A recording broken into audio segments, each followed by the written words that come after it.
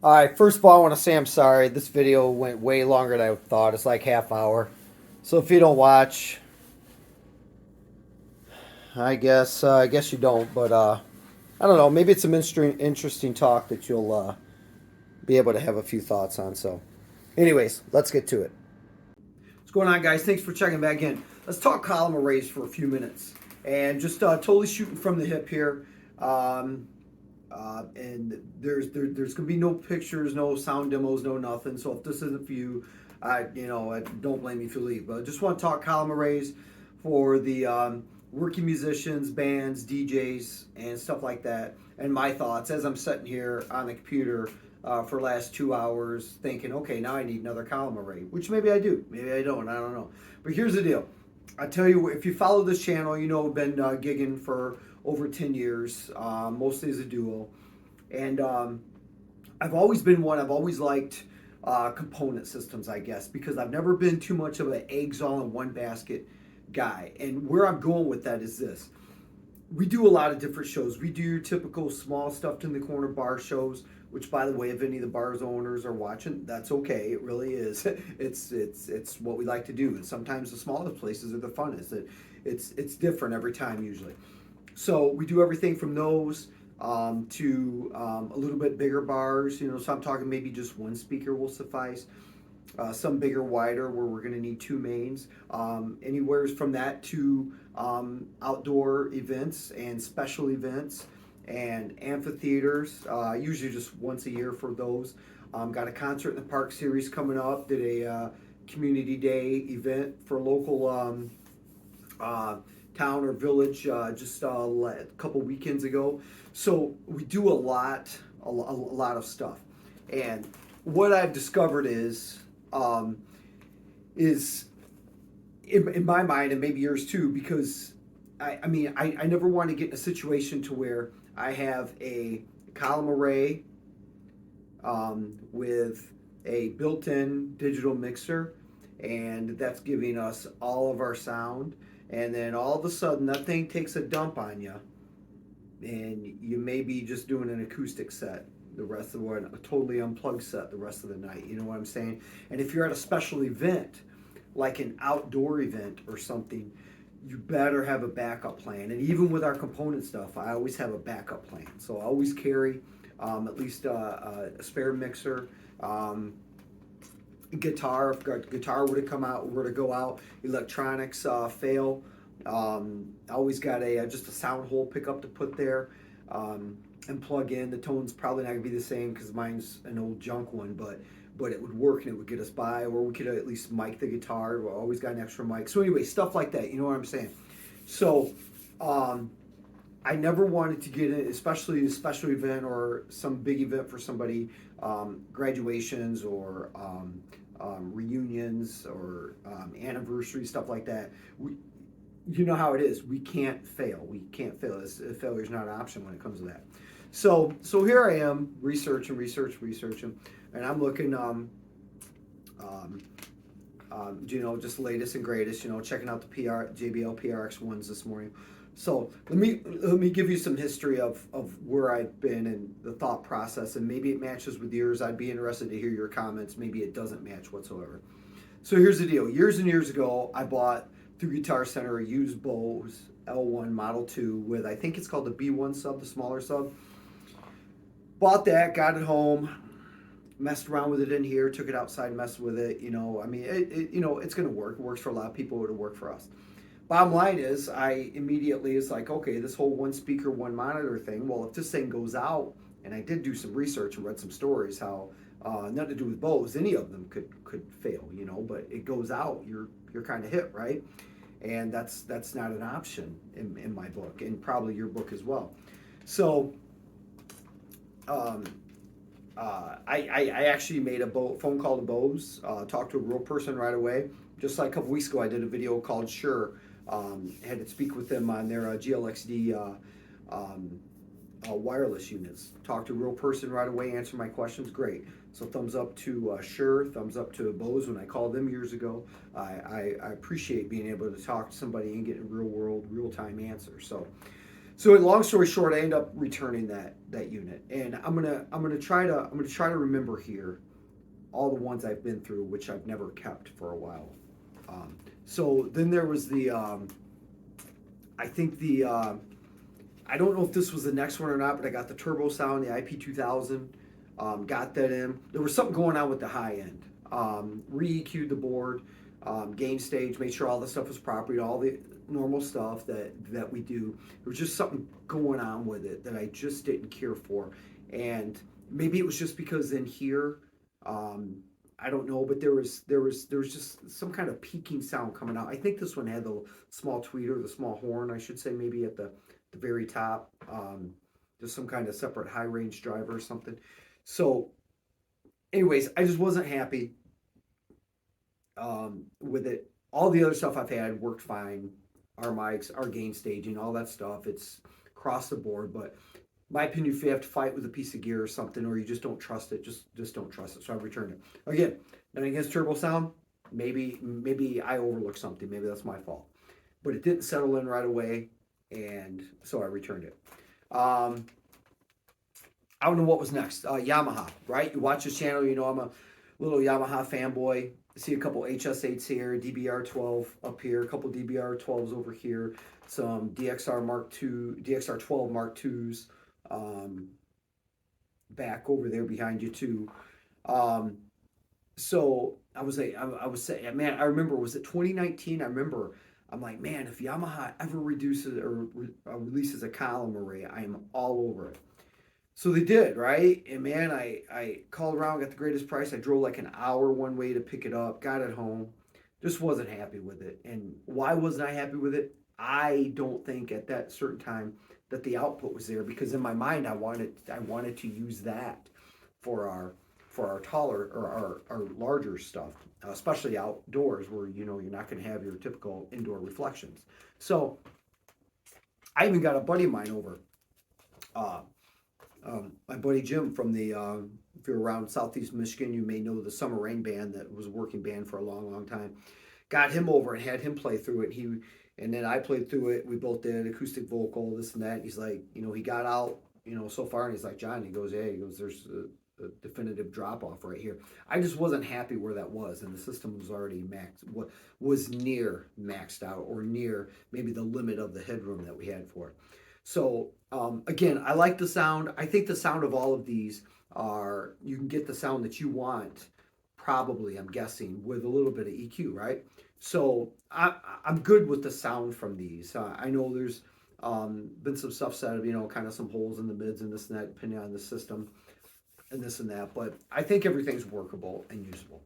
So I returned that, not because I wanted to, not because I think it's fun. I just wasn't happy with it. I've had a couple of the Stagepas 600 systems as well too. So returned that, and man, there's a couple more here I got to get to. I think the beginning of 2020, ordered 2 open box RCF Evox J8s. Got those in. One worked fine. I wasn't cared about scuffs or stuff like that. For the price of them, it was absolutely fine. They were like 600 a piece or something, open box.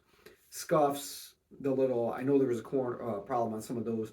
The one top corner of the lower subunit apparently was coming from the factory or something, or in shipping it would crack or something. So this one had that, it was fine. But the second unit, number one, it either wouldn't work, or you had to max it out to get only a little bit of sound. So that one obviously had to go back. That was obviously some kind of defect and probably should not have been resold. So long story short, I wanted a pair of them.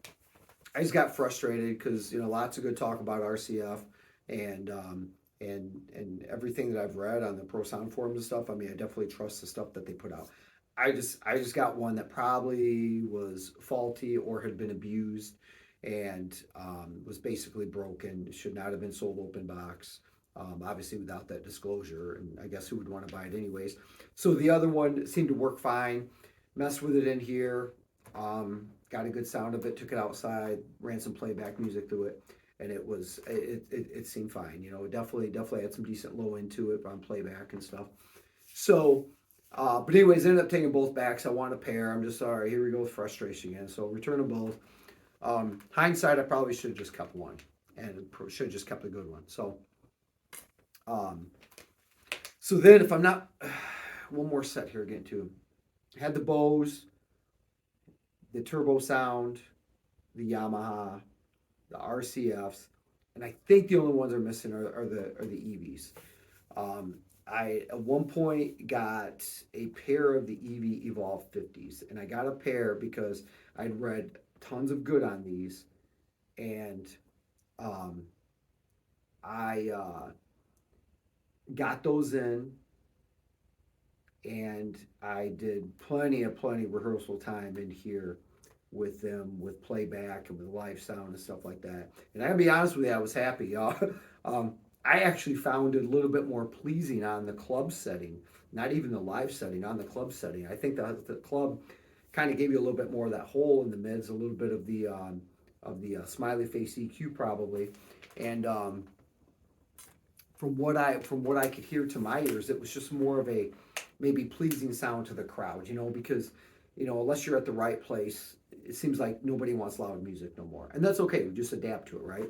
So I think it was just more of an enveloping, non-ear piercing music to people, you know. Got some good low end out of the acoustic. It was, without it being too boomy, I think.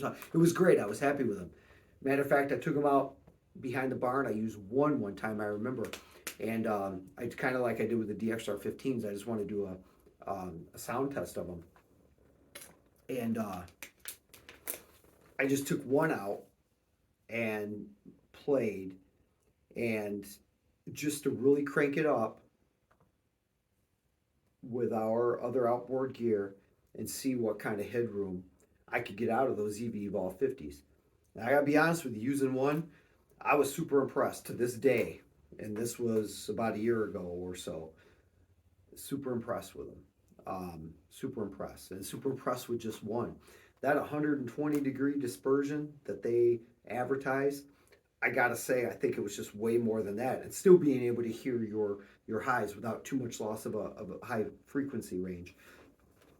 And I think even NFLX Pro, if I'm saying it, or NFX Pro, you know what I'm saying, the Ben Stowe channel, when he did his dispersion measurements and drop off for frequencies and stuff on his video a year or two ago, I mean, that kind of supported what I was hearing. Matter of fact, I went out back so there wouldn't be any reflection straight forward, and there was a neighbor behind our house. I'm telling you, an eighth of a mile probably up the road, sent me a message saying that he could hear that. And this was doing live music. This was vocals and guitar. I mean, these things were, this one that I was using, though I had two, I was using one, was just absolutely incredible. Real world applications. Talk about the Evolv 50s. I wasn't comfortable with the price for one speaker, but in hindsight, that was probably okay, because I think it was doing everything it needed to. What I found is we always take an extra speaker. We always use a floor monitor. The key thing about the RCFs, let's go back to the Evox series again. The RCF, if one of the units would have failed, you got your adjustable pole on the Evox J series, and probably the non-J series too. So we could take our floor monitor potentially and not have to carry no speaker stands, take the floor monitor and put it on that pole and readjust that to where you need, and then just work off of our powered floor wedge for the rest of the night, right? And we kind of like be the high and behind thing, or a little bit off to the side. So in my mind, that was kind of like a fail safe, you know. But again, we talked about that the Evoxes didn't work out. So truth be told, kind of you could get away with doing something with the speaker, an extra speaker, even if it was on the floor, you know, like a wedge and just facing out towards people, just to get sound out. You know, bottom line, if we ever had that failure, we would just tell people what happened and why. Sorry, first time it happened. We've taken precautions, but we got this to get us through the gig. That's my train of thought there. Or maybe you can use a high top table somewhere. Granted, it's not going to be above people's heads, but it's something to get you through the gig. So the Evolv 50s. I remember we did a small um, kind of reception center with two of them. I gotta be honest with you, one would have got us by. I mean, just the dispersion was just so great on these things from what I heard, and the power is just there. It just is. That 127 SPL rated dB that they got on there. I mean, I don't never really done my own measurements, but I mean, there was plenty of headroom there, is what I'm saying. So I was impressed with those, and I've since sold those. Probably because I'm a gear junkie and looking for new stuff to buy. But the main reason why I sold those was this: I um, we always put the speaker out front. We don't use them to monitor with. Um, when you get into when you get into the even a small place that's packed with people, that just the background chatter and talking and stuff like that. I mean, that raises, that's putting out some dBs that you hear as performers. And if you've been in those situations, you know what I'm talking about. So I I found it a little bit too much in the smaller places to be able to put it behind us. So we never put them behind us. Always put them in front. Most of the time, just the one, and we put them in front. And my problem was, I found I was turning the wedge up more to hear the full range of sound. We do a front of house sound in the wedge all the time. So what the front gets, we get back to us on stage. That way, there's no guessing. There's no nothing. Um, so our monitoring's been perfect. Front of house, we know what they're getting because that's what we hear, and that works for us as a duo, or unless I do a solo. So what the problem was, though, some of the small places having to have that Evolv, maybe only 3 feet this way, and maybe only enough room to have it a foot and a half or 2 foot in front, but a few feet over the side. I was getting the sound was sounding hollow, because I wasn't getting that projection of those lower frequencies where they all kind of come together. I don't know if that's truly the issue, but that's what I was hearing. Okay, so this is all subjective to me, what I heard, and I found myself having to crank uh, the monitor more than I really need to. Right, it's going to end up causing hearing damage. Erin wasn't happy with it. She didn't like it. She's like, monitor is too loud, and I'm like, yeah, you're right, it is. So, anyways, hindsight, I mean, we got a sure PSM 900 or 300 in-ear system. We probably should have just kept one of the EVs or both and just went to our ears, but we didn't. So, anyways, I was very impressed with the Evolv 50s.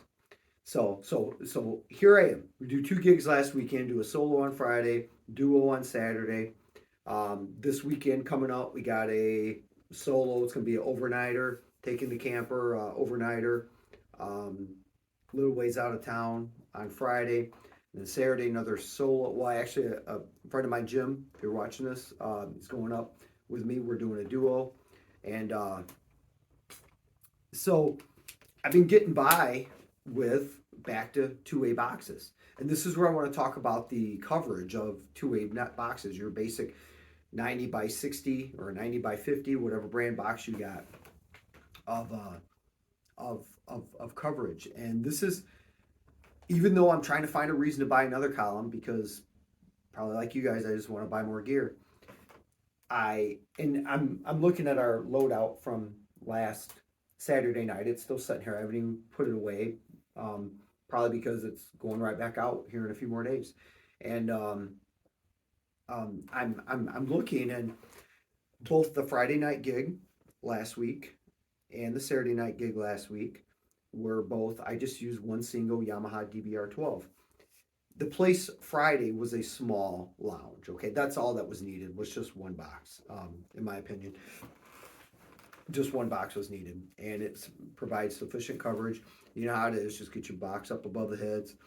If people sit down, it's not too difficult to do. Let the sound carry, and it's good. Everybody can talk, conversate, and do all that stuff and listen to live music.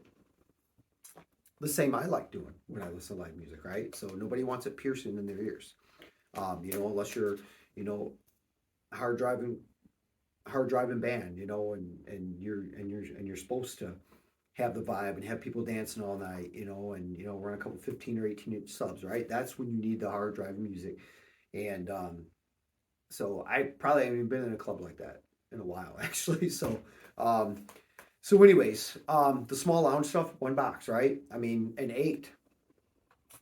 I sold my buddy Matt. Hi Matt, if you're watching this. I sold him my Yamaha DXR8s. I kind of miss those actually. Um, One DXR8 would have did it. Anyways, when I sold the Evolv 50s last year, I bought 2 Yamaha DBR12s. Then my son wanted one, so then I bought a used one. Bought 2 new ones, I bought a used one. And then I've since got my DXR12 Mark IIs. So do the gig Friday and the gigs before that, all one speaker and one floor monitor. The gig the next night was a duo and a lot bigger room to cover. And fortunately, we played there a bunch of times before, and I knew that we were going to be on the less narrow end, so we were going to be shooting across, but still, it was kind of a wide, um, not too wide of a place really, but it was definitely longer than it was wide. We were going to be on the back wall right in the middle, and one speaker covers it. I used to use one single DXR10 there years ago when I had my DXR10s. So I walked out while I was playing, Aaron singing, and the coverage for front to back is just fine. I mean, the sound is carrying. You know, your horns up above people's heads. The volume's not cranked. Matter of fact, I remember it was less volume than what I practice with in here, and um, maybe to attribute to that, the first couple tables are going to get a lot of bleed from our floor monitor. We still been using a QSC CP8 as a floor wedge, and that 90 by 90 or that 90-degree conical, it kind of sprays all over the place, and that kind of works out good to fill the sound for our ears for sure, and people to our sides. Usually nobody behind us, but I could have turned the main off, and you know how it is. You're gonna have I don't know. I'm gonna say 15 feet out. Just throwing that out there. Could be more, could be less of audio that you can hear clearly. So so the place was only this place wasn't it was a little under halfway full when we started playing. And the top didn't need to be, like I said, the top was at a lower volume than what I practice with in here. So um that one single two-way cabinet has gotten us by so many times. Whatever size or model, what it is. Did the same thing with DXR8. Use one. DXR10s, use one. Regular DXR12s, when I had those, sometimes just use one. DBR12s, just use one. The DXR12 Mark IIs, I bought specifically, used them 3 times so far, I think it is, or twice, and another one coming up here for special events, bigger outside things. So I don't know what you guys' and girls' opinion is of using one two-way speaker and not having to blast people. I've found it very successful. Now let's talk about load in. Okay, you got your column array. You got whether you get something. I think there's a couple models out there. Maybe the Mackie, SRM Flex, the older maybe Harbinger unit, and a few others have an 8-inch lower end, if I'm not mistaken. A lot of them's got 10s and 12s. So you are carrying that unit. It seems like they're going to average between 30 to 35 pounds. There may be a couple that maybe have the 8s, that the lower units maybe just like 25, 27 pounds or something. So you got that. You're carrying that in. Or unless you put it on a rock and roll or however you do it. And you still got your arrays, whether it's a 2-piece or a 3-piece array. So you still have that. And I bought into the whole easy setup thing. All they advertise in is you're walking in with your lower unit, you're walking in with your columns, and it shows you, it markets this ease of setup, which in reality it is ease of setup when you get there. But that's your PA system. Our PA system is a smaller to small medium place, or a place we know is not going to be very crowded, is one top, whether it's a 10 or a 12. So you're walking in with that one top, and you're walking in with the speaker pole, right? Our speaker pole goes in just a long bag where we carry both mic stands and a guitar stand. So that's an automatic anyways. So granted, we do have the floor monitor, which we would anyways, even using a column as we did in the past. So though I just sat here for 2 hours shopping, I don't find the load in, load out really all that much simpler. If you're somebody who uses the columns and to be your monitor as well, I would say there is an advantage there, and you probably take advantage of that advantage. Um, so there would be an advantage there for the ones who monitor off that, especially just doing the things where there's just quiet conversation, um, or dinner type stuff. Okay, so anyways, I guess what I'm saying, though, if I find the right thing, I'd pull the trigger, and maybe I'd be happy, maybe I wouldn't. I like having a little bit lower investment per component. That in my mind, that's a little bit of a fail safe still. And something goes out, it's just like the old band aids, right? Even using racks with amps and stuff, right?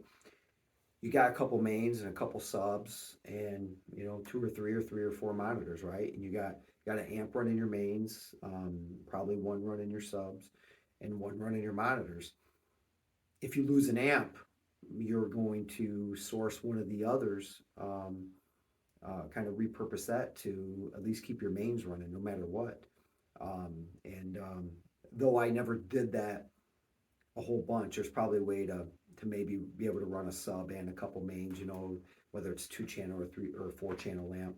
Um, so there was always that fail safe there. And though in a future video you may see me talk about, show, do a review on or something, a column array with a built-in mixer, um, I will probably still have a fail safe with me.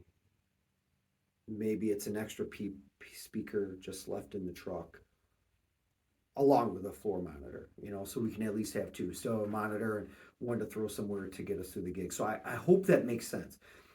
I guess I'm a little bit old school because I also don't know, and I can't see myself for us, even though a lot of people do, and I'm not saying nothing bad about it, using my phone or an iPad. Well, I personally don't even own an iPad or any little battery tablet thingy to run via Bluetooth or wireless router, having to mix from that. I still like the physical controls, and we still use Yamaha MG10XUs. We got a Yamaha MG06X stuffed in the gear bag just in case that 10XU goes down. I've had a brand new one since 2016. I bought a used one last year, got two of them, and I got the MG06X. So anyways, that's our fail safe. That's my view on columns, and it's not a downplay on columns because, like I said, I may end up with another one. But I was sitting here and I'm like, man, I just need to talk about this. Maybe some people's got some same thoughts as I do about the columns. So I like them. I gotta say, out of the ones we had so far, I like the EV the best. And with this price jump last year, and the price jump just a few weeks or maybe a month and a half or 2 months ago, man, it's hard looking at $2,200 for a EV Evolv 50M. I mean, obviously you gotta get your discounts where you can get them. So I know what I do. You guys probably got your own thing too, but it's hard to fathom that now. I'm seeing used speakers go for more money now than I paid for them just last year, brand new. It's crazy, as you guys know. So anyways, yeah, that's it. That's my thought on column arrays. That's been my progression for column arrays, and I do have regrets. I do wish I would have kept both, or at least one of the Evolv 50s, and still looking for maybe just a 10-inch power box right now. I don't know if I want to go with a DBR10. I hear ups and downs. I passed on them years ago, but now I'm kind of interested. Probably for the whole 23-pound thing, for the smaller places. But I hear goods and bads about the top end on them, the horns and vocals being a little grainy and stuff like that. So I don't know. 1-inch compression driver, DBR12s, inch and a quarter. Does it make that big difference? Does it sound different? I don't know. I've not compared to DBR10 yet. So if you guys have, let me know. I mean, I'd love to know. I'm still intrigued about them, but of course their price just went back up to like 389 map, I think. So, but anyways, I think that's it. I wish I would have kept the Evolv 50s, but in not doing so, still okay with separate passive mixer, powered speakers, powered wedge, and all of our other, obviously plug-in stuff, So, oh, one more thing too, if you're still watching, I often thought, well, how would we do this if I did go with, like, okay, the JBL PRX1 or the Evolv 30M or 50M? How would I do that? We're going to have that in front of us. We're not going to put it behind us, and because we would just end up hurting our ears sometimes in the small places at volumes that we need to put out. I believe, even though I know they disperse and they, fill the room better. I was thinking, how would I do that? And, now this is going to be out a foot or two in front of us, of course, off to the side a little bit, angled to which way it needs to be splayed, but granted, it is a smaller footprint than the speaker stands. I'm still, still would like to reduce the speaker stand imprint. But how would I do that with all of our stuff plugged in? I mean, you could do it, but then every once in a while you get a gig where you got a lot of space and there's people walking behind you because there's actually room behind you. And we've actually had, and if you guys gigged a lot too, you've probably had people walking between your front of house and your mixer and everything, right? So you got cables and stuff like that running, and I'll be the first to tell you we don't gaff our stuff at most of the shows because we're just stuffed in a corner and there's no reason to. You just tidy them up, make them look good, and don't make them be a eyesore to anybody out there. They're usually focused on you. But anyways, I don't know if that would be feasible to really put the column a little bit out front, but yet have all of our stuff kind of running in front of us, plugged in. I don't know. Maybe it would. So we'll see how that turns out. I think that's all I got.